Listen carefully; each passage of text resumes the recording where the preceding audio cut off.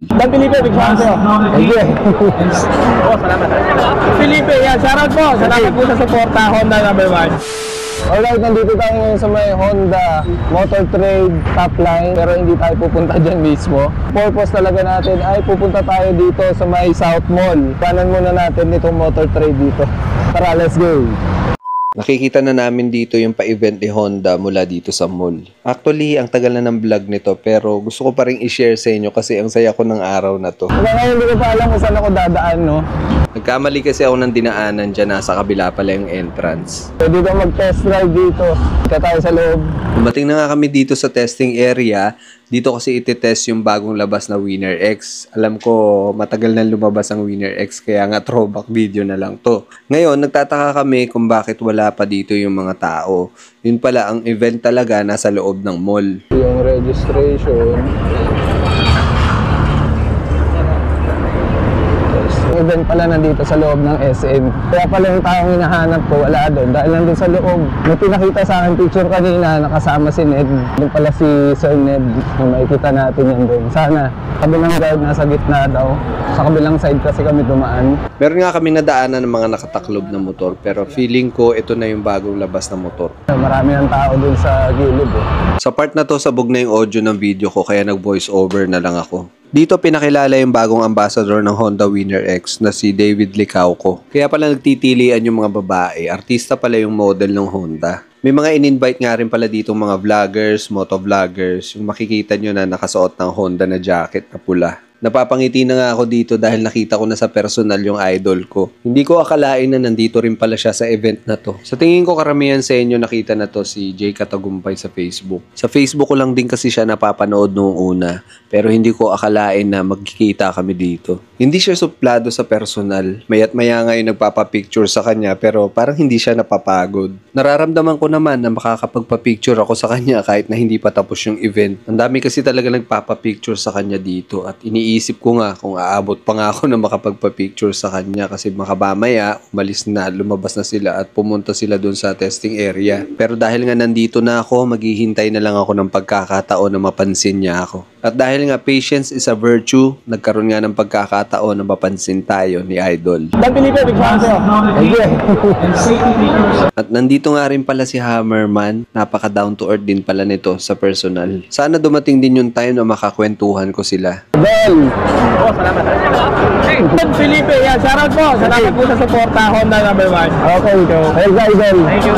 O, diba? Ganun lang, nakapagpa-shoutout pa nga tayo eh. Tiyagaan lang pag may gusto ka talagang mangyari. Dito na nga inintroduce yung mga iba't ibang variant ng Honda Winner X. So, hindi ko na nga masyadong ipapakita yan dahil alam kong alam nyo na yan. Ganda ng bagong Honda Winner X. Winner talaga mga lods.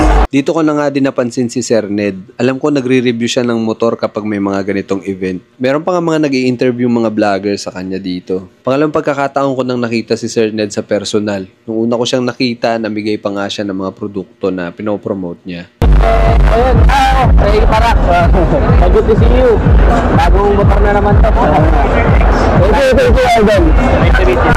O, di ba nakatatlong pa-shoutout nga tayo sa mga motovloggers ngayong araw? Solid nga din pala tong si Sir Ned. Matagal ko na tong pinapanood dahil ang galing nito mag-review ng mga motor. Ang saya nga dito, nakakahalubilo ko yung mga motovloggers na in-invite nila. Nakakatawang part nga dito yung napagkamalan ako na isa sa mga vloggers. Muntik pa nga ako mabigyan dito ng giveaway. Nagtaka lang siya sa suot ko. Iba yung suot ko sa kanila.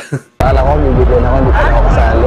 Pero ang nasa isip ko naman sa mga oras na to, nakapagpa-shoutout naman ako sa 3 motovloggers. Pero happy na rin naman ako dito dahil alam ko naman sa sarili ko na dadating din yung time na mapapansin din ako ng mga brands. Pero hindi naman ako nagkamali dahil meron din naman nakapansin sa akin. At isa na nga doon si Extreme One. Mamaya abangan natin yung road test nito sa baba. Kung sa pinanggalingan ko kanina, yung mga kumukuha ngayon mga vlogger, mga motovlogger yung iba.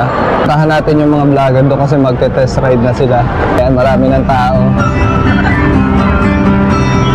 So dito na nila i-road test yung bagong Winner X. Nung una akala ko pwede mag-road test yung mga nanonood. Hindi ko na matandaan kung kinabukasan na nakapag-road test yung mga nanonood. Pero ang alam ko ngayong araw, puro motovloggers lang ang nag-test nito. Hi sir, kumusta na?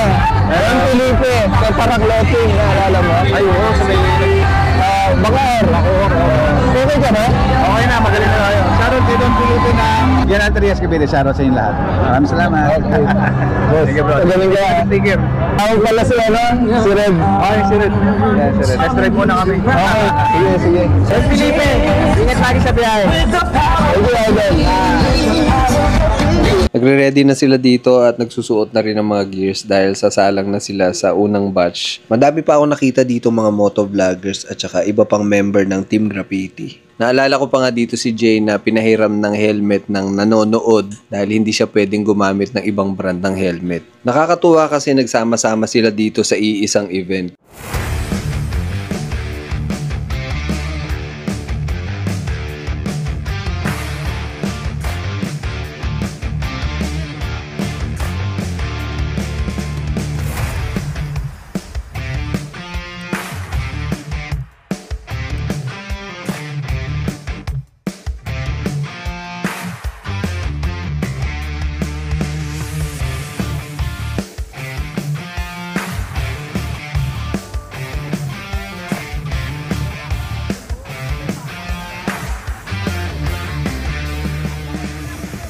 Sinoli na nga pala ni Idol yung hiniram niyang helmet sa isa sa mga followers niya. Dumating na nga rin pala yung ikalawang batch ng mga motovloggers dyan. Andiyan pa nga si Sir Reed. Pero yung iba hindi ko na rin masyadong makilala, namumukaan ko na lang. Dito ko na nga lang din napansin si General Camote, kala ko hindi siya makakapunta. Isa din kasi ito sa mga solid na pina-follow ko dahil nakakatawa din to si General Camote. At dahil hindi nga ako makatiis, sinubukan ko rin umupo dito sa Winner X. Gusto ko kasing ma-feel kung parehas lang ba to sa sniper. Tinatapat kasi to sa sniper nitong mga panahon na to. Hindi tayo nakapag-test drive kasi ang mga nag-test drive ngayon, mga motovloggers talaga na in-invite nila. Maraming salamat muli.